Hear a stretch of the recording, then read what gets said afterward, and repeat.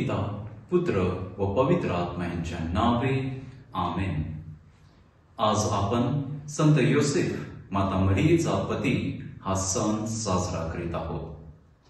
Pope Francis म्हणतात, आपण संत योसेफाला मित्राप्रमाणे वागवावे, कारण माझ्या जीवनामध्ये जेव्हा कठीण परिस्थिती निर्माण होते तेव्हा मी संत योसेफाकडे विनंती ठेवत असतो। इस्रायल देशामध्ये लाखो पुरुष होते, परंतु परमेश्वराने संत योसेफाची निवड केली। संत योसेफाने आपली पात्रता महान केली, त्यामुळे परमेश्वराने त्याची निवड केली। संत योसेफ परमेश्वराच्या नजरेमध्ये नीतिमान, सभ्य, प्रेमळ, विश्वासू, कष्टाळू असा व्यक्ती होता। असं म्हटलं जाते की सोन्याची परीक्षा ही अग्नीमध्ये होते, त्याचप्रमाणे संत योसेफाची महानता ही त्याच्या गुणाद्वारे प्राप्त होते।